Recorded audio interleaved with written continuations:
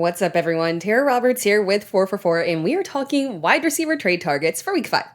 Before we get started, be sure to like this video and subscribe. And if you want more fantasy insights and tips, head over to 444.com/plans and sign up for a subscription today. And exclusive for our YouTube audience, use promo code YouTube at checkout to save 25%. Now let's go ahead and dive right in with our first player, Jaylen Waddle. Everyone wants a piece of the Miami offense. They've got the most ideal offense to have in fantasy football. The boom potential is huge in this offense, and on any given week, one of the Miami players can give you a week winning performance. The easiest player to acquire in this offense just might be Jaylen Waddle. Fantasy managers who roster Waddle are definitely frustrated. This is a player that they likely drafted as a late second round pick. He's not a wide receiver 1 or a wide receiver 2 or 3 or 4. His best performance is 4 receptions for 86 yards, no touchdowns. He's had just 4 receptions in every game he's played in this season, but that's not really unusual for him. Waddle averaged just over 4 receptions last year and had a fantastically strong season overall. He had 6 games with 10 or less fantasy points in PPR last year. This is going to happen with Waddle, but better times are around the corner. They've got great upcoming matchups with the New York Giants and Carolina, and then later, the teams that they face that are more difficult defensively are more likely to focus on shadowing Tyreek Hill, and Jaylen Waddle could have some increased upside. He's a solid trade target. The next guy I want to talk about is Michael Pittman. You will not meet a bigger proponent of Michael Pittman than me. General opinion of Pittman is kind of negative.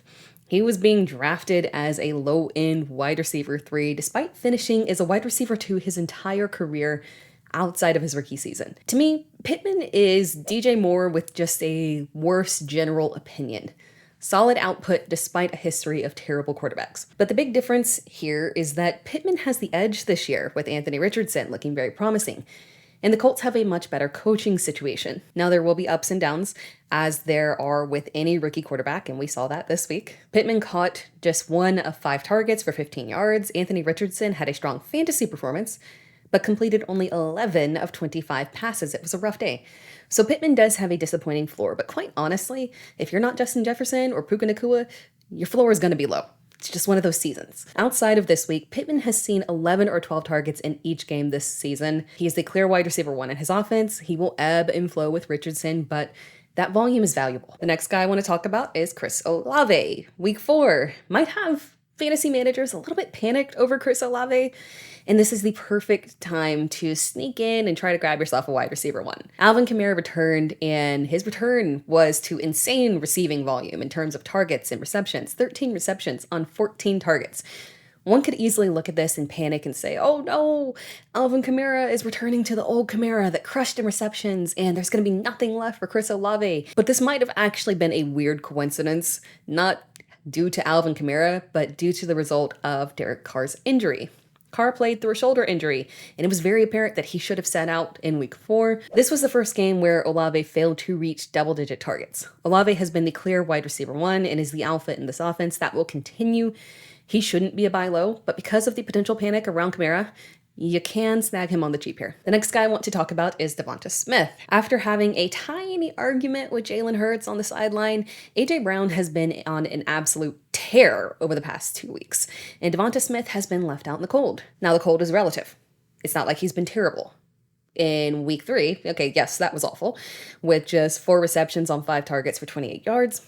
But week 4 wasn't so bad. 7 receptions on 9 targets for 78 yards. Still, when you compare that to A.J. Brown, who has a total of 18 receptions on 27 targets for over 300 yards and 2 touchdowns over the past 2 weeks, your production is going to look non-existent. Smith was the overall wide receiver 9 last season and actually outperformed A.J. Brown in the back half of last season. He is on par with A.J. Brown, and he is well worth acquiring. Now I want to talk about Marquise Brown. Marquise Brown was on the list last week, so we'll go back over it again because you still have one more chance to make a good offer for him at lower value. Michael Wilson had a breakout performance with 7 receptions on 7 targets for 76 yards and 2 touchdowns. Use that panic around a rookie breakout performance to acquire Marquise Brown.